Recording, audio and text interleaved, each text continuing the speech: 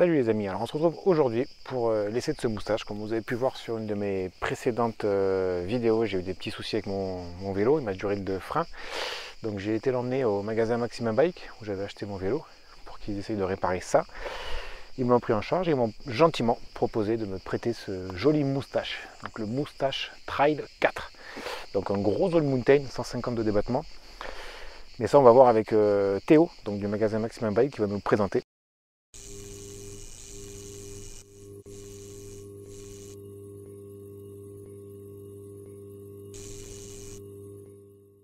Donc on est sur la marque Moustache, c'est une marque qui est française du coup, et on est sur des vélos qui sont quand même très qualitatifs, très sympas, très bien équipés, et surtout les finitions qui sont vraiment excellentes. Donc là on est sur le modèle Trail 4 du coup, donc on est sur on va dire un gros all mountain quand même, sur un bel all mountain, donc en 150 mm avant et arrière. Donc vous avez dessus également de la suspension RockShox 35 à l'avant, un amortisseur Moustache qui a une très bonne presse à l'arrière. Vous avez également aussi la transmission donc SRAM SX en 12 vitesses, la dernière du nom. Ce qui nous intéresse le plus quand même, c'est la partie moteur et batterie. Et oui, sur un électrique. C'est quand même un point super important. Donc bien sûr, on est sur... Si je te laisse le trek, c'est normal. Oui voilà, je pense, parce que là-dessus, quand tu as testé ça, après, c'est très dur de revenir en arrière. Donc on est sur le dernier Bosch CX qui est sorti très récemment. Ouais. On a aussi la batterie PowerTube 625 Wh. Donc on a une très belle autonomie dessus. Et les Bosch ne sont pas très énergivores, donc c'est ça qui est assez intéressant. Pour le contrôle, vous avez le système Purion de chez Bosch également. Donc on contrôle tout le vélo ici, plusieurs modes d'assistance, dont le mode IMTB forcément, le mode intelligent, qui est assez connu également, qui marche plutôt pas mal. Donc ouais, on est vraiment sur un beau vélo, des pneus Maxxis 27,5 en première monte, donc du coup c'est quand même déjà pas mal. Parce que souvent ils changer des pneus quand tu es... Ouais, c'est ça quoi. Parce que souvent les marques mettent du Schwalbe et les Schwalbe première monte, on a tous connu je pense, c'est du papier. On les change très vite quoi. Voilà, ça pète direct, alors que le Maxxis quand même là c'est vraiment les mêmes que vendus en commerce. Donc du coup c'est très qualitatif. Ouais, je vois qu'ils sont exo et tout, c'est vrai que... Ouais, on a les systèmes exo forcément. Donc tubeless, c'est ça qu'on n'a pas précisé, mais c'est quand même du tubeless là-dessus. Petit joussel télescopique, je sais plus si on l'a dit ça, mais bon, en tout cas voilà, c'est vraiment... Oui. Frein Shimano, le seul petit bémol, limite ça va être ça. Voilà, ça va être les freins Shimano de base. Bon là il ne faut pas trop regarder l'équipement de celui-ci, parce que c'est le vélo du deuxième boss, exactement, du plus grand boss on va dire. Mais effectivement, ça va être vraiment c'est le seul bémol qu'on peut lui trouver. C'est des freins Shimano double piston. Ouais, exactement. Entrée de gamme. C'est vraiment le basique. C'est un peu plus dur à freiner quoi. Si vous allez en montagne, ouais, vous allez le sentir quoi. Donc c'est pour ça qu'il faudrait mettre du 4 pistons là-dessus, ça c'est clair. Minimum. Mais selon ce qu'on fait, après ça peut aller aussi. C'est selon l'usage. Voilà, selon l'usage, ça va aller. Après, surtout, ce qui est sympa avec ces vélos-là, c'est la qualité de pilotage, quoi. On a vraiment un truc qui est complètement différent des autres marques. C'est vrai qu'on sort vraiment du monde classique du vélo électrique. C'est un autre pilotage, c'est très fun comme vélo je trouve. Alors qu'est-ce que je peux vous en dire de ce moustache? Donc franchement un vélo qui fait 23,5 kg à peu près pour un budget de 4700 €, bon 4695 ou 4699 à peu près.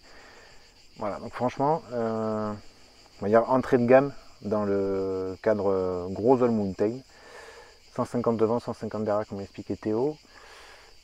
On va commencer par les reproches, tiens, Ce que je reprocherais, c'est beaucoup de périphériques, on va dire. Pas entrée de gamme, mais ouais, entrée de gamme, si entrée de gamme en fait. Des freins Shimano double piston devant-derrière pour un VTT électrique déjà qui est lourd.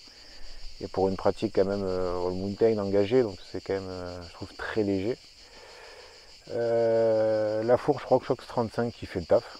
C'est franchement, elle m'a pas déçu dans l'utilisation que j'en ai fait. Parce que j'ai fait du all mountain, je ne sais pas chercher à faire autre chose. L'amortisseur moustache, franchement, bien. La transmission NX, je ne connaissais pas. J'ai toujours été sur du GX. C'est du passage simple vitesse. Enfin, ça passe une vitesse par une vitesse. C'est pas du vitesse à la volée où tu peux en passer 3 comme sur le GX. Mais franchement, ça marche nickel. 50 derrière. Enfin, ça passe souvent du 50 avec l'électrique, franchement. Voilà pour les périphériques. On va parler de la partie intéressante, le moteur. Voilà, donc le VAE, c'est vrai que ce qui intéresse le VAE, c'est la partie moteur. Donc comme l'a expliqué Théo, donc c'est les moteurs Bosch. franchement, ça envoie du pâté, hein, avec la batterie 625. Et surtout, je pense que le gros avantage, c'est leur console. Déjà, ce qui est bien, c'est qu'elle est lisible, donc avec le vitesse, etc.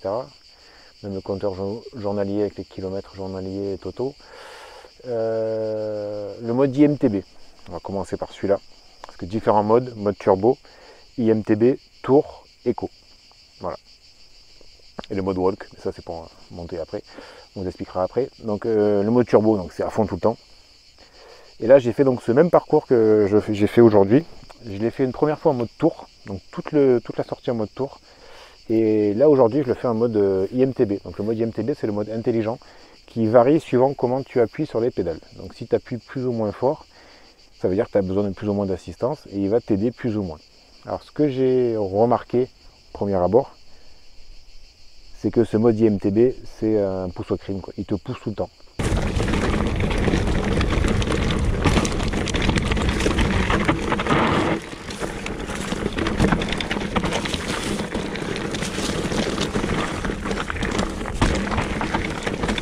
On peut tirer plus, hein.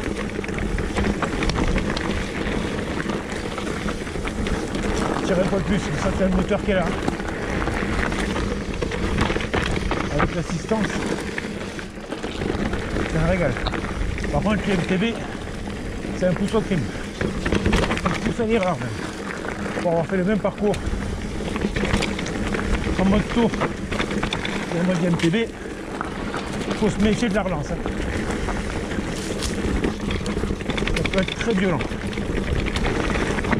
Du coup, souvent quand tu relances, ça peut faire bizarre.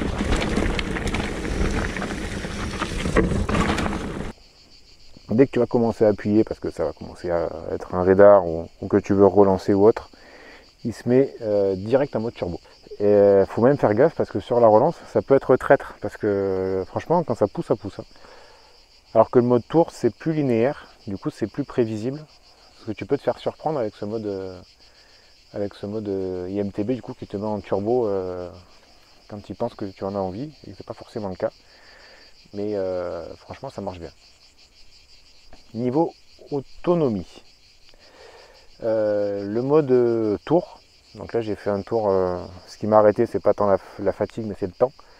En 2h30 j'avais fait 38 km pour 1200 D+, et sur les 5 barres donc, de la batterie il m'en restait 2.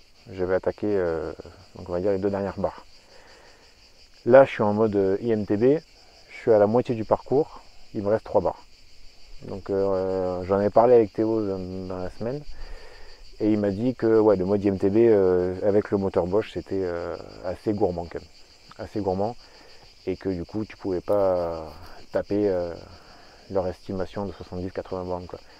Je pense que 60 bornes en mode tour tu les fais suivant le dénivelé, toujours pareil, parce que c'est vrai que par chez nous dans le sud-est, on a pas mal de dénivelé. Tout qu'en plus je me suis pas amusé à prendre les DFCI, j'ai pris que des montées cassantes.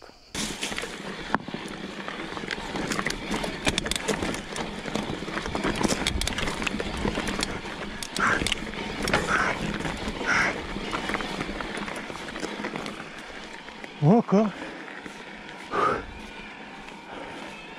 Alors c'est pas propre, hein. Mais putain. C'est pas physique le vélo. Mon cul, ouais. J'ai rarement pris le chemin pour monter. C'est ça qui est bien avec ça. Parce que le gros avantage avec ces vélos électriques, que je suis en train de découvrir, je suis en train de prendre le virus, c'est vraiment cet aspect fun, autant sur la montée que sur la descente. Alors là, c'est là que ça va être... je vais avoir des rageux qui vont arriver. Tu te fais mal dans la montée, mais il faut être franc, tu te fais pas mal sur un DFCI que tu prends d'habitude en VTT. Ça, il faut être réaliste, il faut être... ça fait maintenant plusieurs fois que je roule sur un VTT électrique. Sur une montée DFCI classique où toi tu vas monter avec ton VTT au train, allez, à 6-7 km/h, au train tu montes à 15. Mais tu as l'assistance, voilà, c'est pas... Mais franchement, ce qui est plaisant avec ce genre de vélo, c'est de chercher, comme je vais vous montrer. C'est là qu'il est plaisant. Des trucs comme ça. Là tu vois, le VAE, c'est top. Oh, quasiment même sur ça quoi. Voilà, tout à l'heure monter descendre. VTT, ça ne bouge pas longtemps. Je te le dis moi. T'en as vite plein les couilles, hein, plein les pattes.